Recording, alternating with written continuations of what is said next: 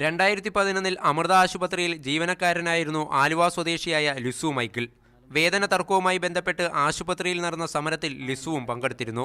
ഇതിനെ തുടർന്ന് ലിസുവിനെ വള്ളിക്കാവ് ആശ്രമത്തിൽ നിന്നുമെത്തിയ ഗുണ്ടകൾ ആക്രമിച്ചുവെന്നാണ് ആരോപണം.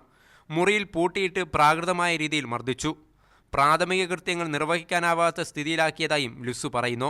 ജനനേന്ദ്രിയങ്ങളിലൊക്കെ പിടിച്ച് മർദ്ദിക്കുക എന്നുള്ള രീതിയിൽ തന്നെ ബിജു ഗോപാലൻ എന്ന് പറഞ്ഞൊരു അവിടുത്തെ സെക്യൂരിറ്റി, അതേപോലെ തന്നെ രണ്ടാം പ്രതിയായ അനിൽ, അവിടുത്തെ സ്വാമിയാണ്, ഈ അമൃത ആശ്രമത്തിലൊരു സ്വാമിയാണ്, ഇലക്ട്രീഷ്യൻ വിഭാഗം നോക്കുന്ന ഒരാളാണ്.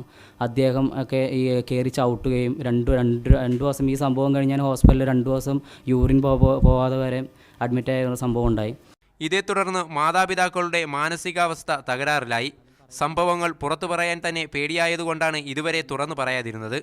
ഇപ്പോൾ ഗെയിൽ ട്രെഡ്വെല്ലിൻ്റെ പുസ്തകം പുറത്തു വന്നതോടെയാണ് ധൈര്യം കിട്ടിയതെന്ന് ലിസു പറഞ്ഞു.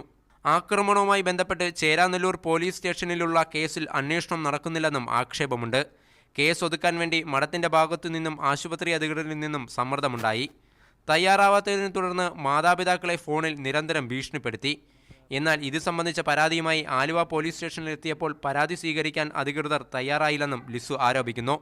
മീഡിയ 1 കൊച്ചി.